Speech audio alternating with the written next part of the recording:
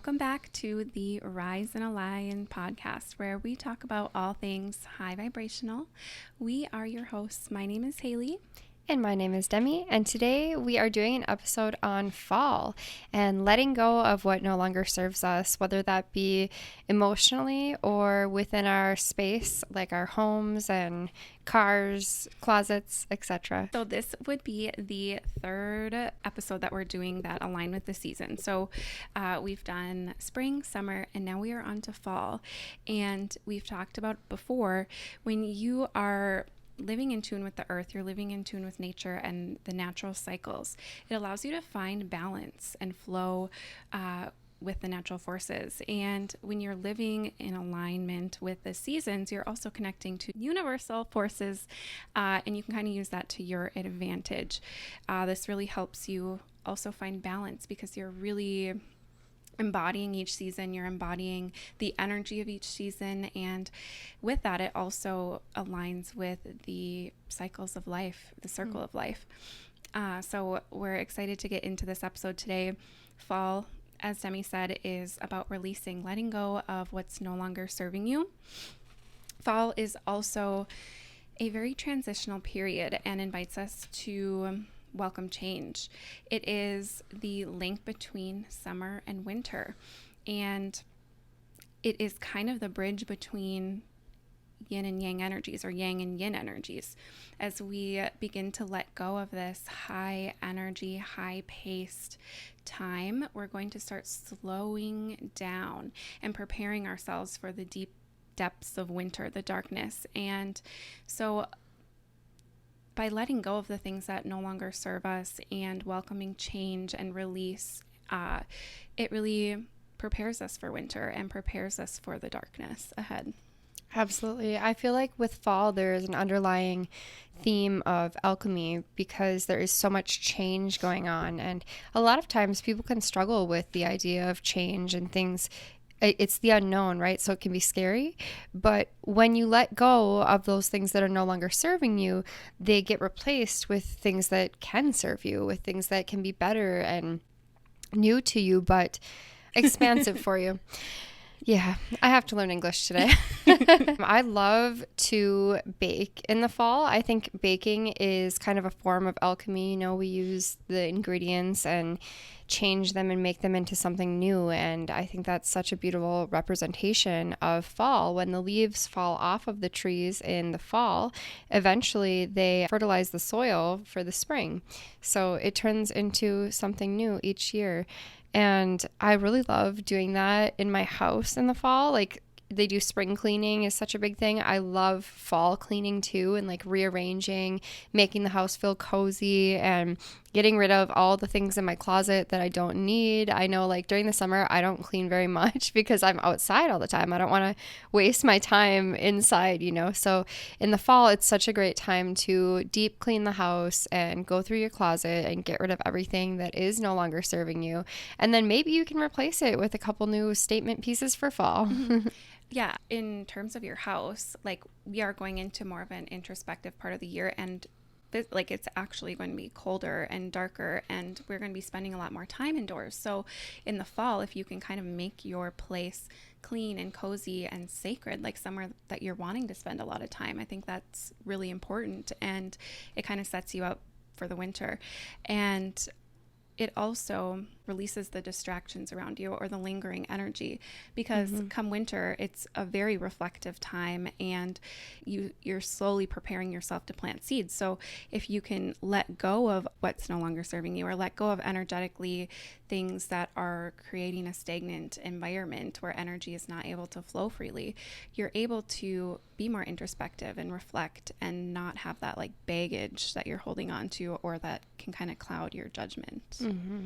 I feel like by embodying each season fully too, and kind of understanding like what the theme or the energy is of each season, you get more out of it and you can appreciate it more. Whereas I know a lot of times, like, people think like, oh, fall, that means summer's over, and they kind of focus on that lack rather than focusing on like, fall is so cozy and it can be so fun, and it's fun to bake, and I think actually it's fun to clean sometimes, like it's so nice to have a new space. And I think that rearranging your house can be so beneficial emotionally as well, because like not only does cleaning and organizing make you feel better, because like an organized space is an organized mind, but also it can feel like a new space when you move around furniture, change around your closet or whatever.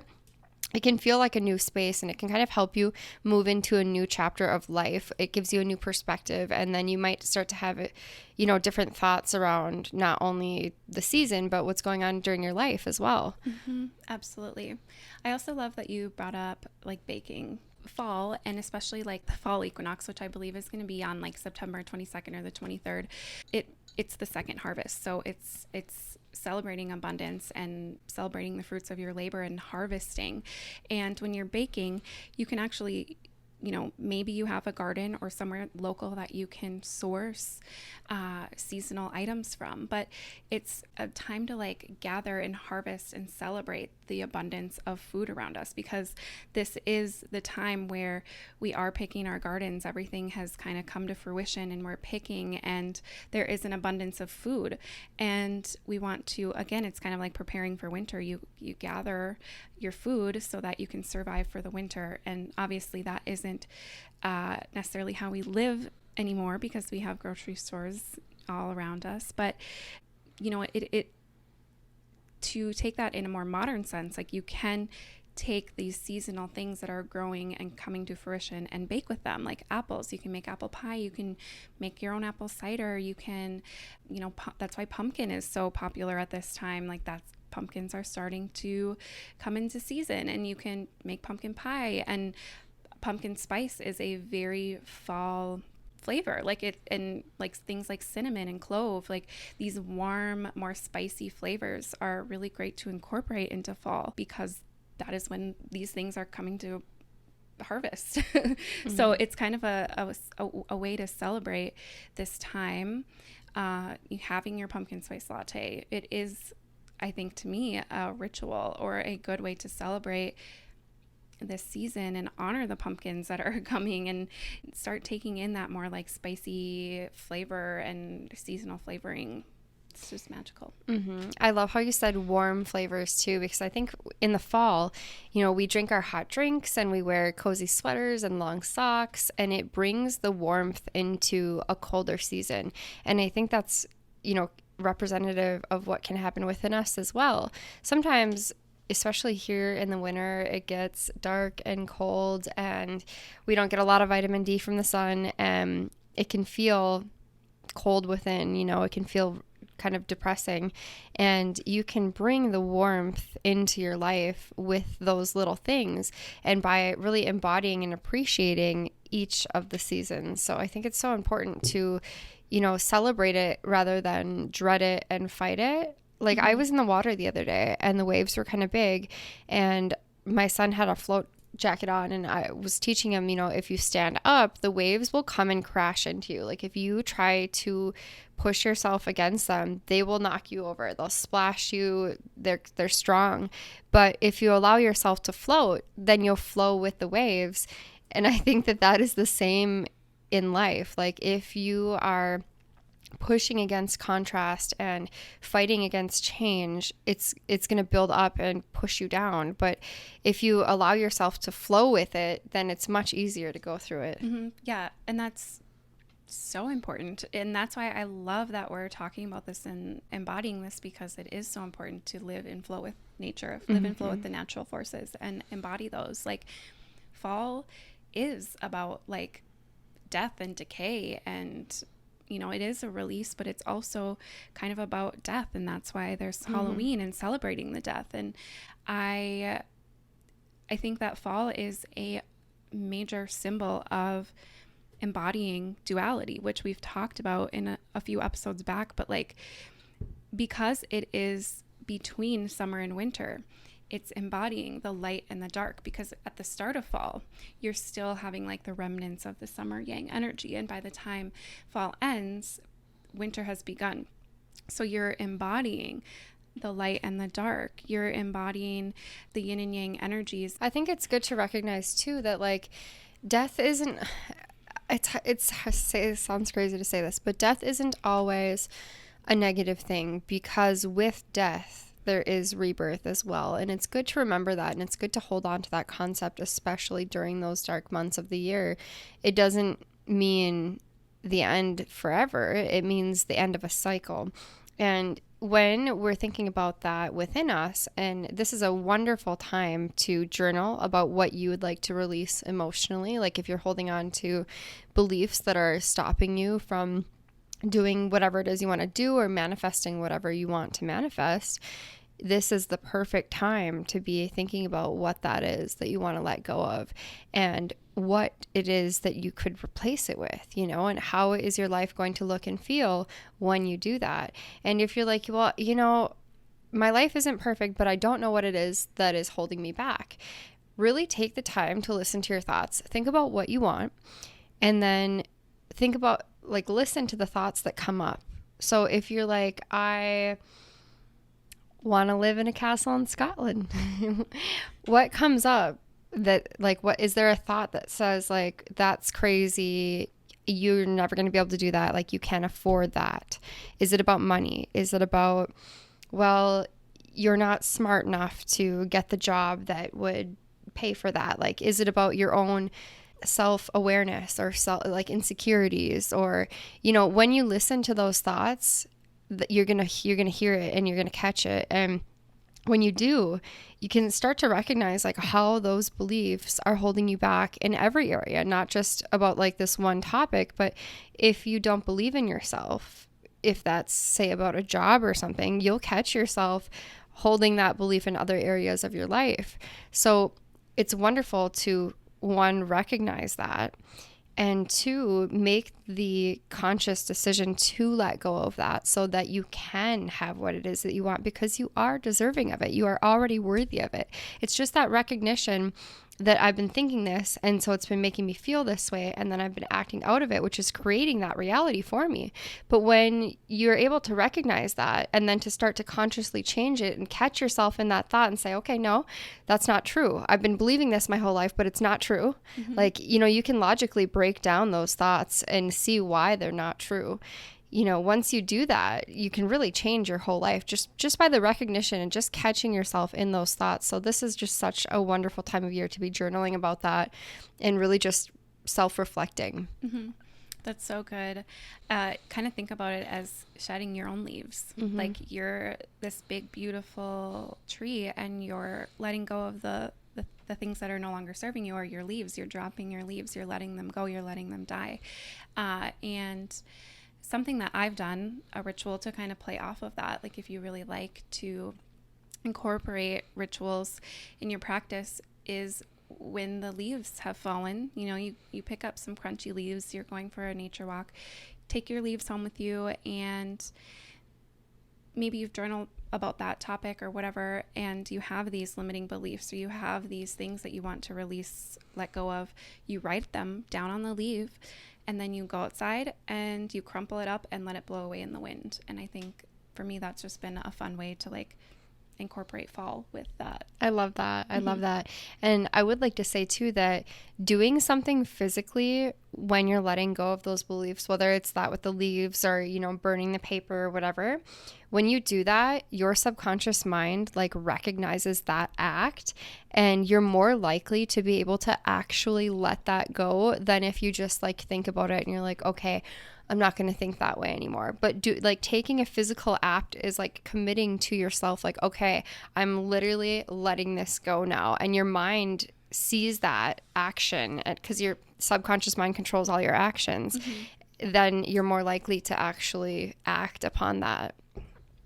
Yeah, I think that's so beautiful. And I think why we like having and utilizing rituals. Mm-hmm. And, we've done them in alignment with the moon as well, which if you go back and listen to our moon episode, a lot of these energies that show up in the death and rebirth cycle, or the circle of nature, what we're talking about now, the wheel of the year, also align with the lunar cycle.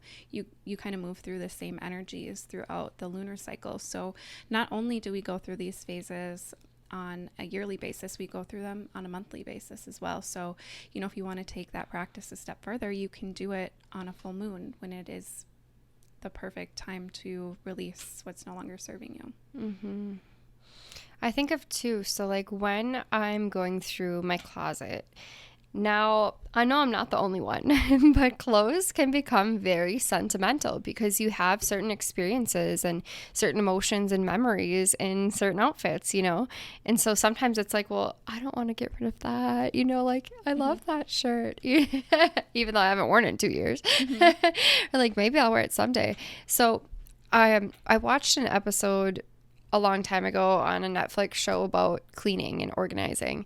And the professional said that you should thank your clothes for the time that they gave you or like the energy that they gave you before you release them. And I think that that can be really valuable when we're thinking about like a past version of ourselves. Like I never failed to mention Russ in an episode ever, but he just released Santiago. And in that album, he has a song called I Love You Boy. And he says like, it's time to say goodbye to you, but thank you for like everything that you helped me accomplish and everything that you did. And I think that that's so powerful when we're letting go of like our inner child or, like all of these fears and beliefs that we held on to about ourselves, to thank our little selves for, being there and holding on to this really heavy weight before we let that go. It can be really so life-changing and effective, and embracing that change and embracing the new version of you.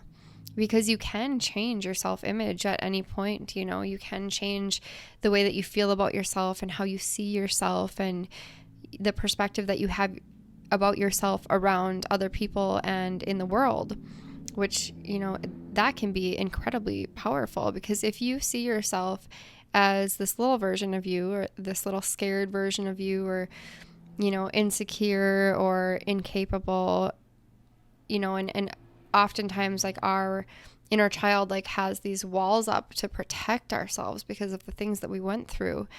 When you're holding that and acting out of that, it holds you back from so much in life. So it's really good to thank ourselves and let that go so that we can step into a new version of us and begin to act out of that newfound confidence and security. Mm-hmm. That's beautiful. I feel like that also really amplifies the idea of like transformation and allowing change. This is a good time to embody that and to welcome that and maybe notice like where you're resisting change. And maybe you're holding on to parts of that younger self as a way of protection or you think it's protecting you. But start thinking about, what is actually preventing you from welcoming new change and new blessings, and know that again you're kind of resisting the natural forces by not letting that go and not allowing yourself to move forward, in addition to using gratitude, which gratitude is one of the highest vibrations. And by thanking your younger self or thanking these parts of you that you're wanting to let go of, you're acknowledging them, but you're also transmuting it. You're allowing yourself that transmutation. That's how you transmute the darkness into the light. You can't transmute it without bringing that awareness and that acknowledgement around it, but also,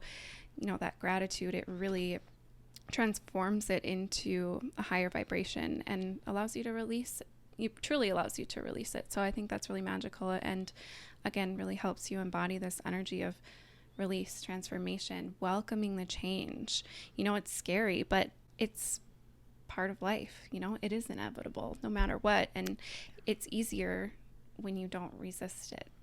Absolutely. Embracing it instead of fearing it can be so powerful. And so we have an episode on tarot. I think it was like our second episode somewhere early on. And the fall cups and hearts are the same sign, right? And emotions and water it's all the same sign. So when I think about that, I think so much for so many of us, we hold on to what we think is protecting us. Like we hold on to these walls and, sometimes really strong boundaries that are maybe not so healthy, because we do it out of fear, thinking that it will protect us because that's what we've had to do, in the past, maybe as a child or in past relationships. But in doing that, we also block ourselves from receiving love and from receiving blessings. So, fall being the time of love and the time of hearts is such a good time to consider that. Like, what have you maybe been holding on to out of fear that you thought would protect you in the past, or maybe it has protected you in the past, that could be blocking you from receiving love?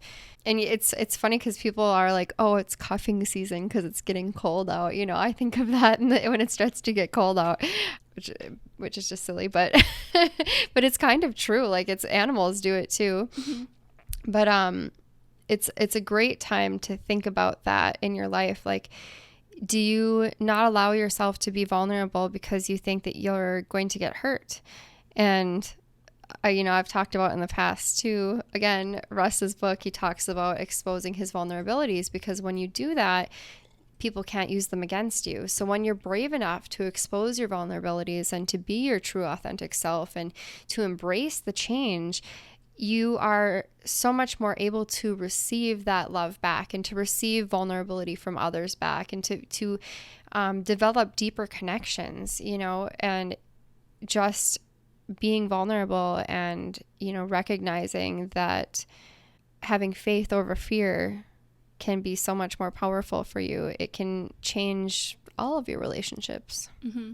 Absolutely. I love that. I just wanted to show you guys this book. I think I've talked about it once before, but it is called The Spirit Almanac, and it goes over similar concepts to what we are talking about today, but says it's a modern guide to ancient self-care by Emma Lowe and Lindsay Kellner, and just teaching you how to embody the seasons and living in alignment with them. And then, it goes into a lot of lore and ancient remedies and things that you can do that have been done in the past. And one concept that I thought was interesting that they talked about was from an ancient Chinese medicine perspective, and they consider fall as a time of grief, worry, and sorrow, which I know a lot of us probably do feel a lot of those energies at this time. Again, Halloween and death are big themes as we descend into fall, but they also say that it corresponds to the lungs, which is the home of the breath, and the importance of your breath at this time, and really allowing yourself that space. When you're taking deep breaths, you're creating space in your heart, you're creating space in your body for new things, and you're letting go of the old, and it can really help us work through and release heavy emotions and support ourselves through heavier feelings and emotions and thoughts. I think I talked about in our mental health episode, like how working with the breath has been a really great way for me to work through anxiety, because you can train yourself to slow your breath down in times of despair. And you can kind of use that to your advantage, but using your airways, and focusing on your breath can really be a great way to make space in your mind, body, and heart. But also thinking about fall, that is a time where we start getting more like airborne illnesses and things. So taking care of your lungs and taking deep breaths of fresh air and just like being more intentional where your lungs come in, I think is really important. Absolutely. And also that's your heart space as well. So it's interesting that, of course, it coincides. Everything's connected. We say it every episode. Mm-hmm. Yes. But yeah, breath work can be so incredibly effective. Actually, I think I'll show you this really quick breath work practice, because it's so simple that it's the one that like I'll never forget how to do, and it's helped me through so many different things. So you just take your thumb and your ring finger and you plug one nostril, you breathe all the way in. You hold it at the top, and then you switch nostrils and breathe out. And back in.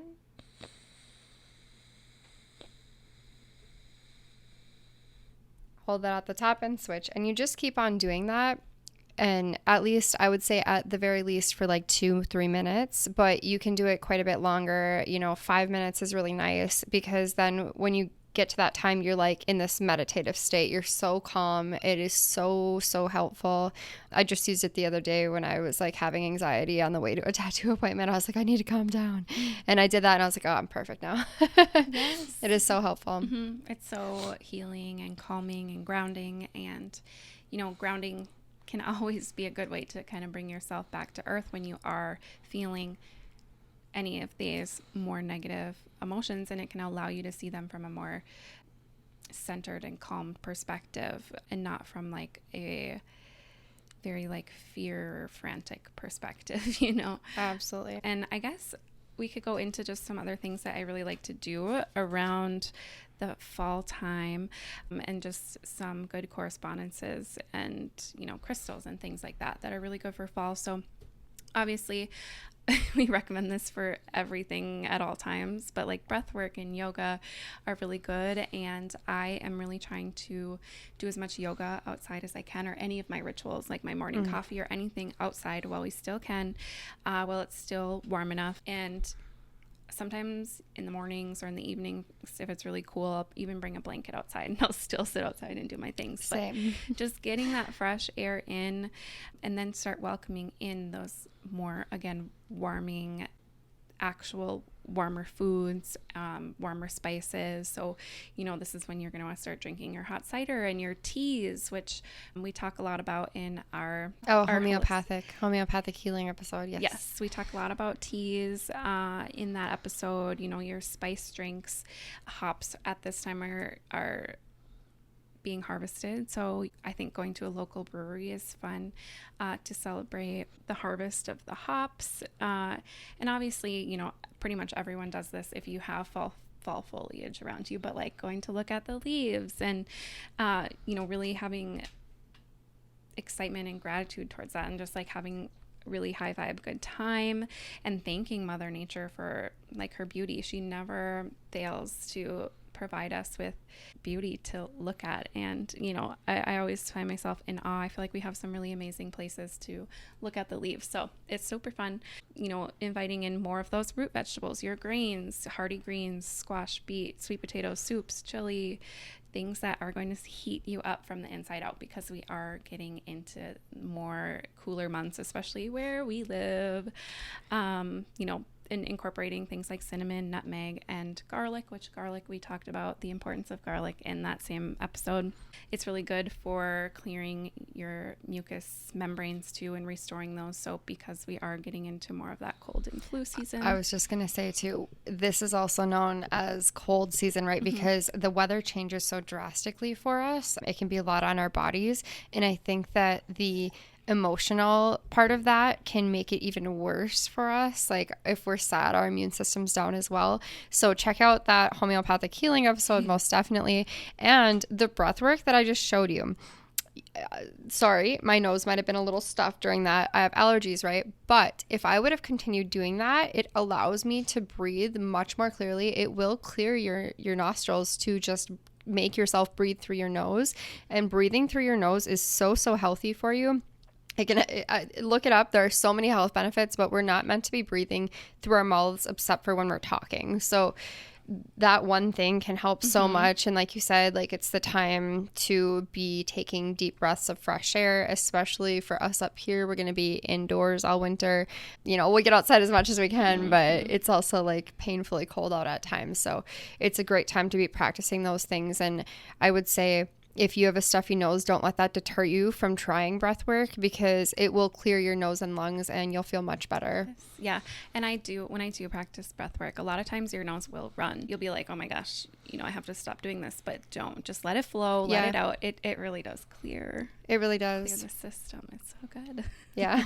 That is normal. I love that you brought that. Yeah. Bring a Kleenex, but like, don't stop. Just do it. Breathe through it. You'll feel so much better. It's so worth it. Yes. Also a good alchemizing technique too, because you're alchemizing the darkness into the light in a way, like you're kind of transmuting some of the negative emotions. If that's the purpose that you're using it for, you're kind of transmuting some of those emotions into something that's more aligned with the universe, Mm-hmm. like you had said, you felt better after you Mm-hmm. did some breath work. Physically and mentally. Mm-hmm. Absolutely. Super helpful. Breathing fresh air, getting out in nature, being grounded in nature. Again, I feel like in the winter, it's hard to be as connected to Mother Earth because we aren't going out as much because it's so cold. So I like to, touch my feet on the ground while I still can and let the cool breeze flow through my house and clear it energetically, and just letting the fresh air in, and just connecting with Earth as much as I can, because it feels like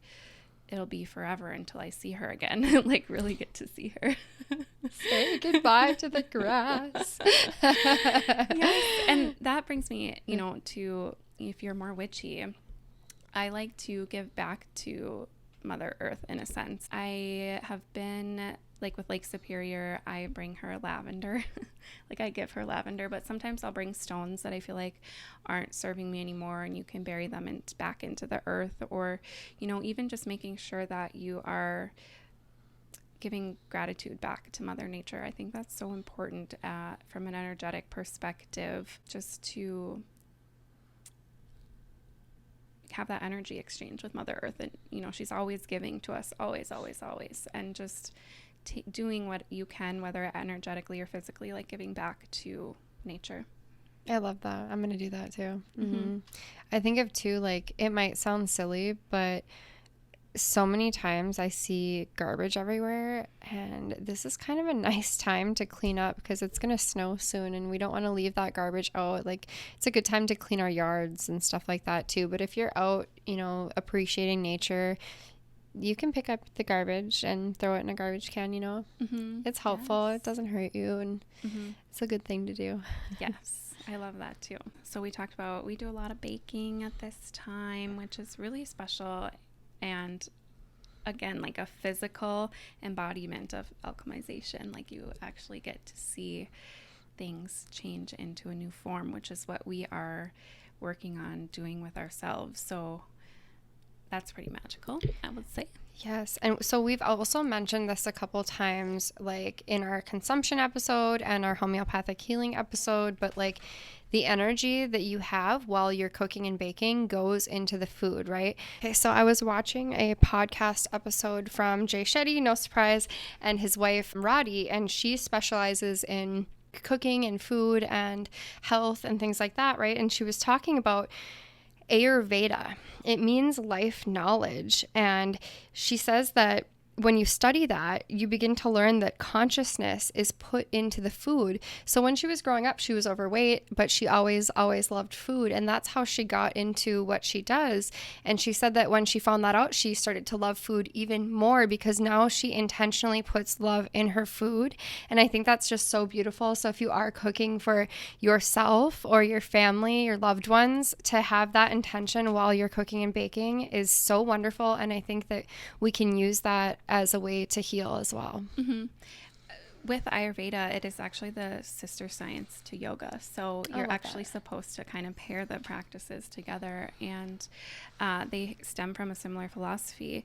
Ayurveda too, they are geared towards like you eat different things at different times of the year and you incorporate different things in different parts of the year. So they would probably recommend to have the root vegetables and the warming spices. Like they're really involved in that and encourage that. So even another way that you can incorporate or embody this fall energy is your nutrition, your food, which I think is so cool. Yeah, absolutely love that. And then like when I was talking about rearranging your house, right? So feng shui is a massive spiritual study. Actually, you can take courses on it.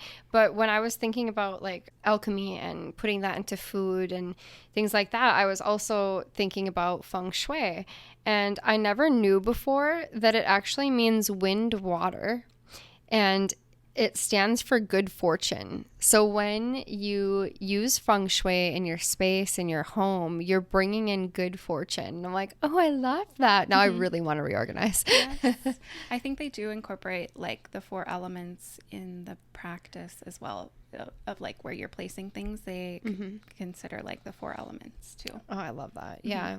I would like to study that more. We maybe someday do an episode on it because I think it's so interesting. And it does, like, even not knowing anything about it, just like moving things around the room and seeing where it feels good, doing it intuitively, it does make you feel so much better. I feel like a new person every time I reorganize my house. I'm like, oh, yes.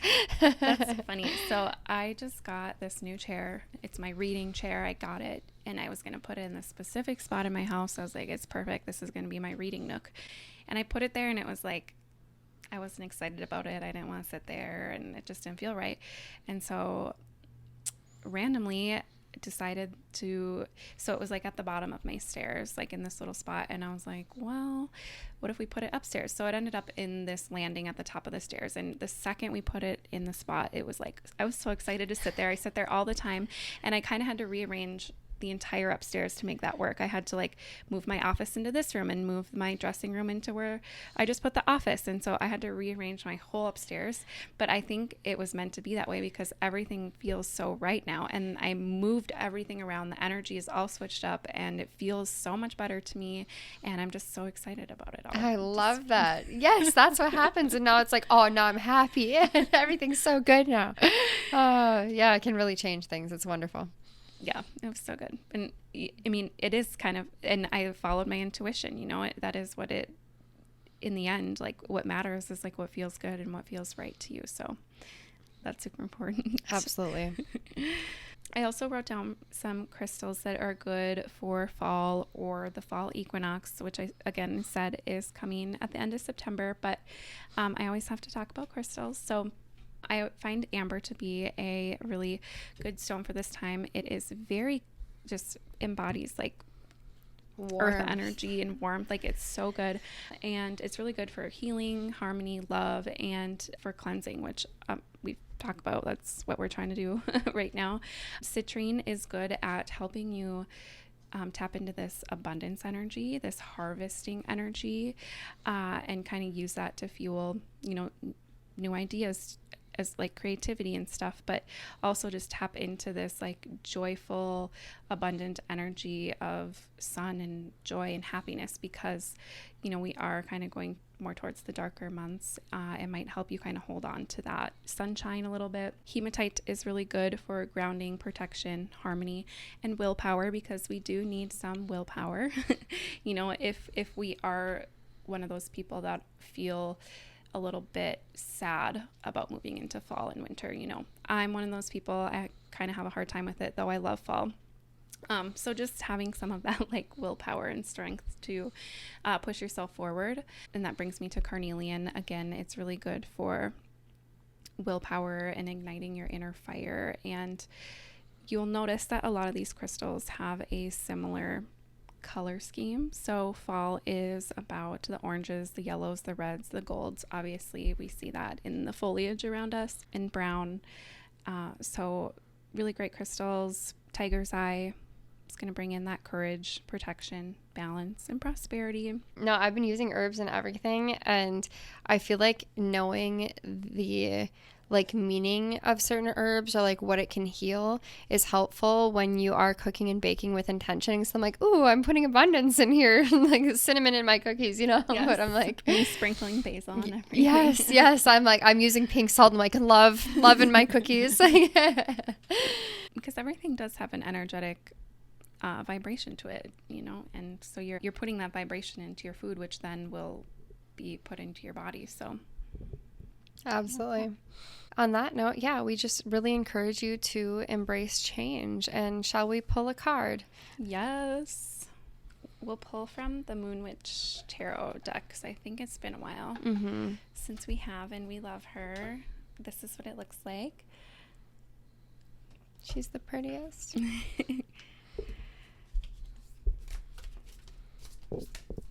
Oh, these are all kind of all over the place. I think it's this one. Of course it is. 7 of Cups. So, Ooh. again, cups represents fall, water, and hearts.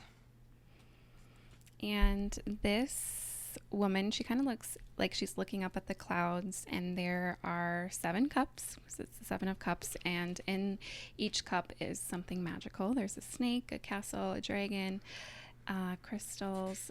It kind of looks like what I dream about. Oh, I love that. I've been getting 7s all over the place too, seeing them everywhere. Opportunities, choices, possibilities, need to make a decision, potential, daydreaming. Upright depicts a witch looking up to the heavens. There are 7 cups in the clouds, each holding an object. Some are pleasant and some are not. They are your wishes, dreams, and fears. It is a card of choices, fantasies, daydreams, and illusions. Things are not always as they seem at first glance. 7 of Cups invites you to make a decision. You cannot pursue all your desires at the same time, so choose wisely. Weigh all the pros and cons. Go beyond the illusions of shiny objects. 7 of Cups serves as a reminder that you need to be willing to work hard if you want to enjoy the fruits of your labor. Direct your energy toward one thing and ground yourself. Your dreams and opportunities will remain up in the clouds until you commit. Okay, attacked. Reverse, it means represents choices, potential, and illusions, but also suggests that you are living in the clouds. Perhaps you are unwilling to face the realities of life, escaping through fantasies and daydreams. You need to ground yourself and come back to the present moment. Life happens here and now. Try to find an inspiration or spark. I love that. I've been getting that message a lot lately too. Just, I mean, like always be present, you know, but I've been getting that a lot. Like presence will fix everything. It always cuts through anxiety and fear and doubt. In the present moment, you can, you know, intuitively feel what is right for you. And I personally am one of those people who has a hard time committing to one thing because there are so many things that I love doing and I love learning about. But I do know that when you do that, you can become much more successful in that one area. And it's proven that you get more done by not multitasking. So if you are a multitasker, if you chose to do those tasks one at a time, you're actually much faster and more productive. Higher quality. Yeah. Yeah, that's amazing. I feel really attacked because this is like actually what my head looks like. Same. And yeah, there's a castle in one of those cups. Yes. I love that it says like, you know, some good and some bad. Like it has like your fears and stuff too, but I like looked at all of these things as good things. So it's also kind of a perspective thing for me as well. Like, not that that has anything to do with what we're talking about, but I'm like, no, I think that is good though, because like we did talk about rearranging and stuff, which can change your perspective, and also the balance of the yin and yang, and also choosing what you want to act out of. So do you want to act out of your faith in your dreams or act out of your fears and your subconscious beliefs? You know, like that's what cup do you want to drink out of? What cup do you want to act out of? Yes. What emotion do you want to act from? I love that. Well, with that, thank you guys. You can use that to reflect on, to journal about. We love using tarot as a way to reflect on our thoughts. And, you know, this episode we did talk about starting to notice some of those things come up, and you know, we're going to work on transmuting them. So journaling is a good way to look at your thoughts on paper, and you can actually start to see maybe where some of those limiting beliefs are coming up or where those more negative thought patterns are coming up. So you can use that as a tool, and we'll leave you with that. We're so happy that you're here. We're so grateful for you. I hope you have the most magical fall, just really embracing all things fall and the good and bad, the duality, yin yang. And I'll just stop rambling. We love you guys, and we'll see you in the next episode. Thank you for helping us raise the frequency as always. We appreciate you so much.